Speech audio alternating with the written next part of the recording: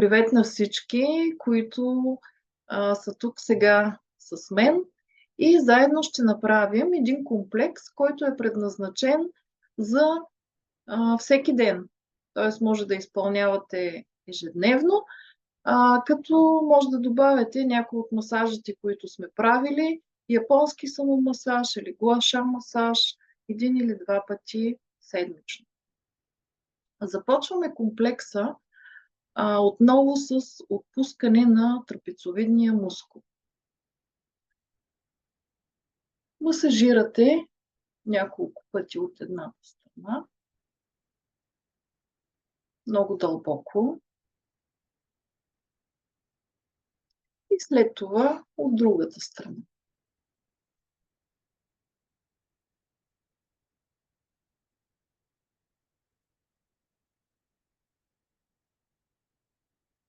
Раздвижваме главата в едната посока и в другата, по 5 пъти на посока.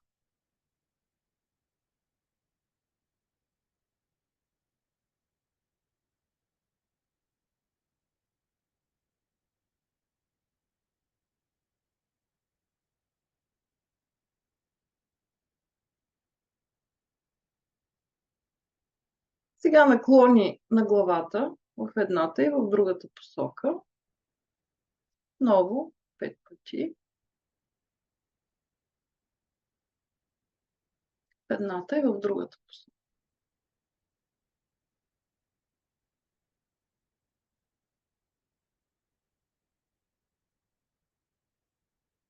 С две пръстчета, които поставяте от двете страни на ушите. Хубаво масажирате, за да раздвижим лимфата. 10 секунди.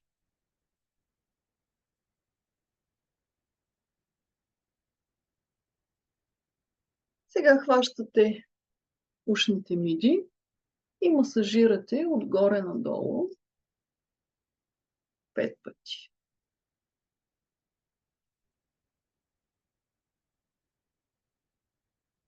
Стойката е изправена. Достатъчно. Правим масаж на главата. Работим върху апоневрозата. Хубаво масажирате. 10 секунди. Издърпвате и хващате косата и местите в едната и в другата посока. Дясно и вляво. След това надолу.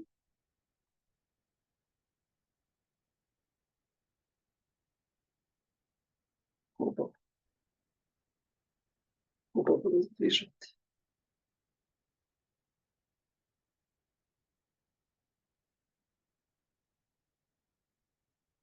След това отиваме на мускулите, които са на челото.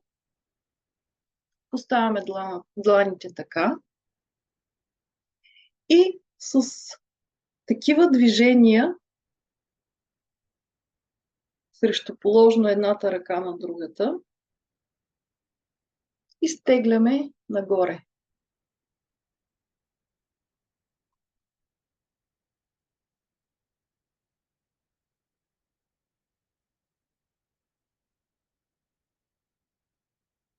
Правим лек масаж отвътре навън.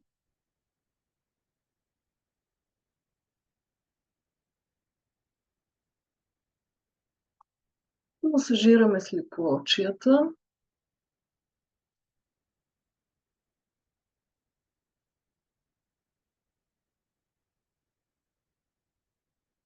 Слагаме дясна ръка на ляво слепоочие и с другата около очния мускул леко натискаме.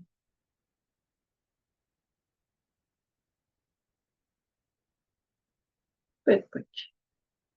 От едната посока и от другата.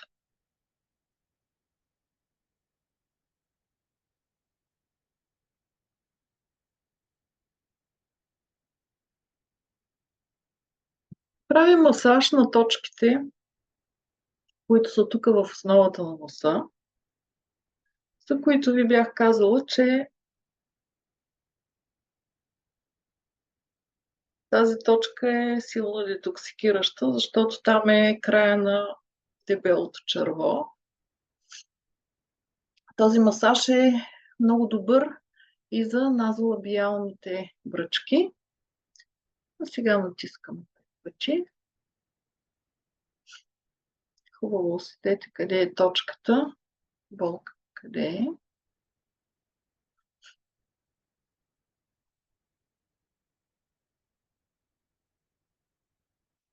Сега поставяме длани отново на слепоочията, като издърпваме назад и нагоре.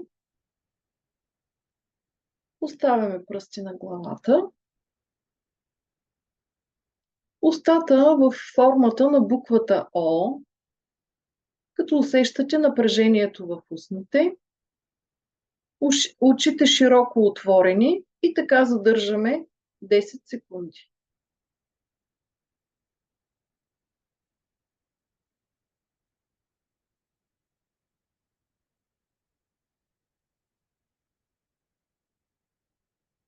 Достатъчно.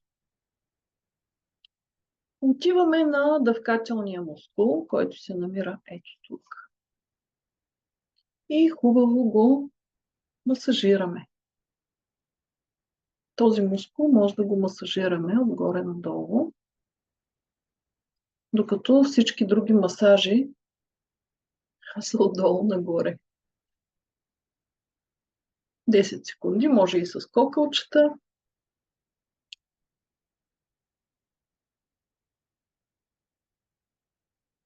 Както ви е удобно. Потупваме брадичката.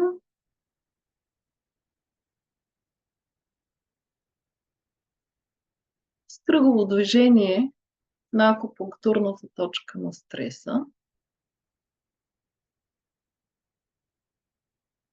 Масажираме и пресираме 5 пъти.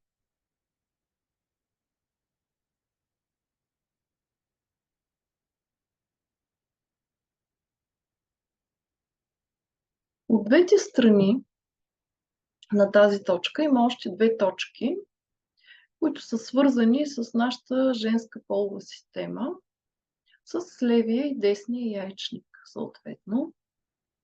Масажираме ги.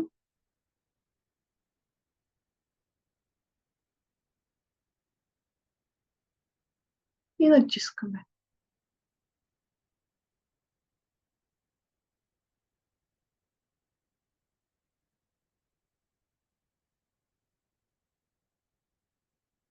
Сега ще работим малко и за платизма. Ставяме ръце тук отпред, за да фиксираме и изнасяме брадичката леко напред, главата напред и нагоре, а брадичката 1 см малко по-напред. И хубаво разтягаме, усещаме напрежение в платизма, задържаме 10 секунди.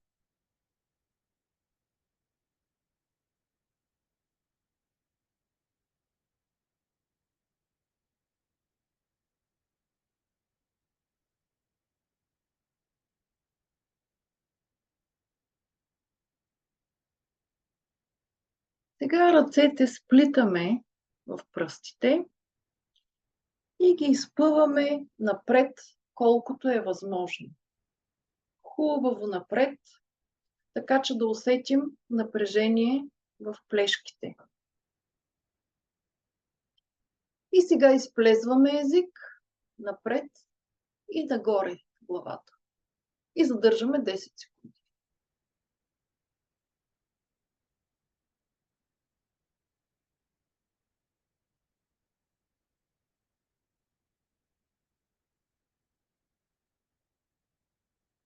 Изнасяме ръцете, така както са сплетени, в ляво. Продължаваме да ги опъваме. Изнасяме главата в дясно и отново езика напред и нагоре. и задържаме 10 секунди.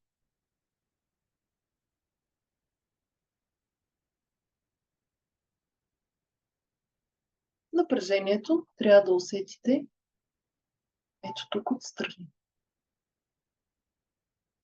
В другата посока, ръцете вдясно, изпънати, усещате напрежение отзад в плешките и във врата, главата вляво и езика изнесен.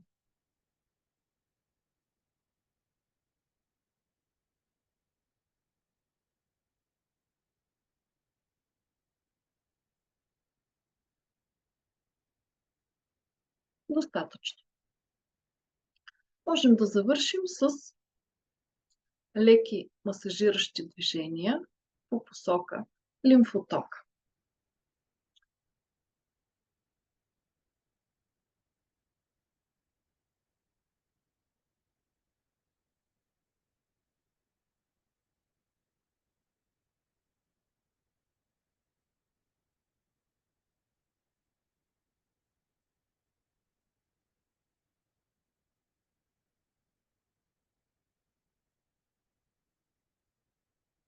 Изпълнявайте ежедневно. Желая ви приятна практика и до скоро!